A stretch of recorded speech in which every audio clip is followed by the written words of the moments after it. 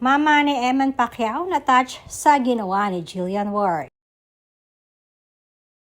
Usap-usapan nga ngayon sa social media ang naging pagsuporta at pagpunta ng kapuso actress si Jillian Ward sa naging laban ng napapabalitang nanliligaw sa kanya na si Eman Bercosa Pacquiao.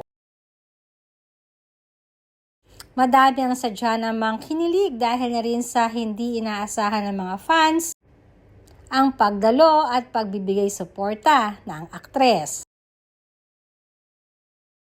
Hindi naman napahiya si Eman at naipanalo naman niya ang laban kanina.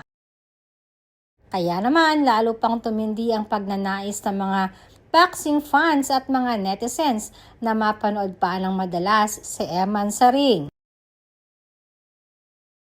Madami rin ang talaga namang humihiling na sana ay makamtan din ni Eman ang inabot ng kanyang amang si Manny.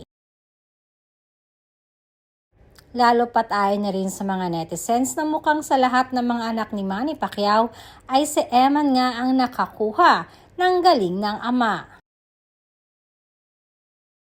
Samantalang madami naman ang pinahanga ni Jillian dahil sa ipinakita nitong sinseridad sa pagdalo niya sa fight ni Eman. Kapansin-pansin kasi ang pagiging close nito sa mami ni Eman. Lalo na nang inannounce ang winner ay napayakap pa nga ang dalaga sa mama ni Eman.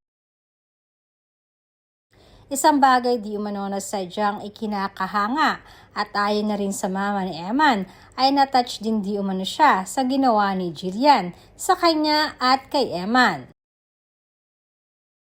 Yung pag-check di umano nito sa kanila kahit hindi sila nakikita ni Eman at lalo na nga nang dumating ito para sa kanyang anak upang sumuporta sa laban ay napakalaking bagay na nga para kay Eman at sa kanilang pamilya.